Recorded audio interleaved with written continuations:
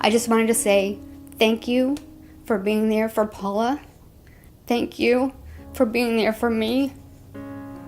And you deserve this so much more than anybody because you are my family. No matter where you go, no matter where I am, you will be in my heart as family forever. Good luck. God bless. My mom turned 100 last October. She got all these cards from people, and I would read them, and they were actually Cheryl's friends. They don't work here. She had her friends send my mom a 100th birthday card because she knew my mom liked to get mail. My mother, years and years ago, wrote some children's poems, a whole series of them. Of course, she really wanted to have them published, but anyway, it didn't pan out, and she was so disappointed. And every week, Cheryl will get those out and read them, and makes my mom feel so, special, and like what she did was worth something, and it's just such a nice gesture. She calls it Jane's Poem Day. Well, this is my little friendship remembrances, and I was going to fill it with little notes about Cheryl and give it to her. Cheryl, you are so silly. I just love it when you dress up in crazy costumes that make special events just so much fun.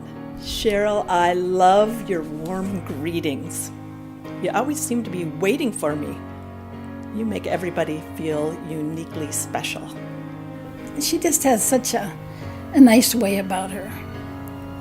The kind of person people love. She ran right into Cheryl's arms, and she Cheryl wrapped her in a big hug, and she said, "Oh, Cheryl." She knows Cheryl's names. She doesn't know her kids' names, but she knows Cheryl. All the care here is excellent, but Cheryl is probably the best caretaker that I've ever met in my entire life. And I work in doctor's offices. I work in a hospital. I kind of know the caretaking industry, and there's some people for who it's a gifting, and she's obviously, I know that she's one of them. You are amazing, and I don't think that our relationship will end when my mom's time here ends. You're just a person who will be part of our lives forever because you've cemented yourself into our hearts, and whether you win or not, we have won because you're taking care of my mom. That's all there is to it. You took care of my dad, and you're taking care of my mom, and we can't thank you enough.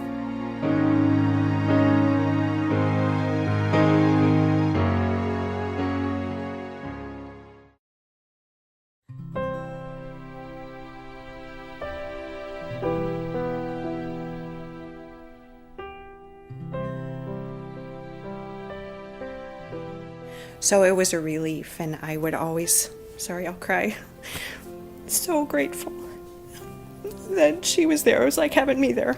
And Dad was that comfortable with her. And she would do, like tending to his nails, which was super hard to do because he didn't like, but she could talk him into it and just tend to his nails, and just had a really gentle nature with him. Her love, you just feel it. And she really, really does love the residents and makes connections with them. Those days can be so difficult for us as we watch our family member not know us. So, I don't know, I can't even put it into words, but much appreciated. So Felicia, from all of us and Terry and Bob's family, we thank you from the bottom of our hearts for loving our mom and dad.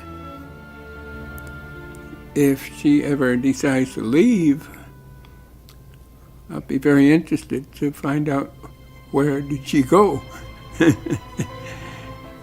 Mom was an artist, an interior decorator, and she loves her Chardonnay. And so Felicia would, like when Mom was more with it 3 years ago, she set up, one time I came in here and she had set up an art easel and a glass of wine for Betty to, be comfortable. And it just, she is just unbelievable.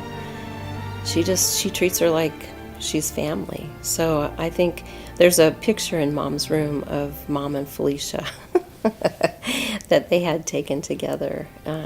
I think for a while when Mom was more with it, she really thought that maybe Felicia was, related to her. So she's just like family.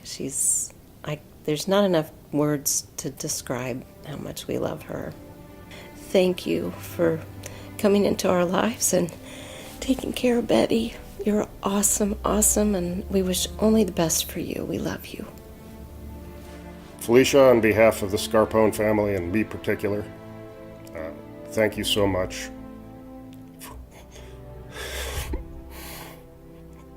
for giving my dad some joy and a truly good friend for the last days of his life. He loved you as much as he loved any of his children and his grandchildren. And I hate to say this, but on behalf of the Scarpone family, you're officially adopted and you're one of us now. So thank you from the bottom of my heart.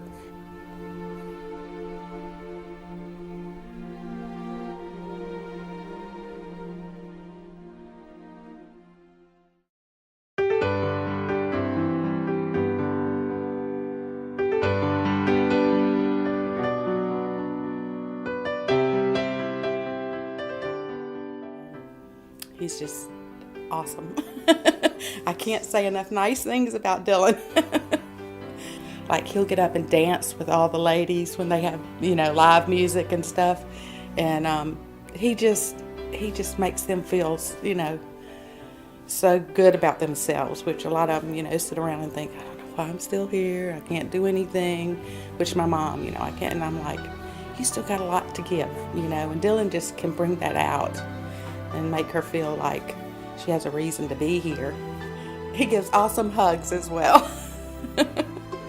I just enjoy his company, so I hate for him to leave. He just takes a special interest in us, I think, and we need it. Our age shows that we need help.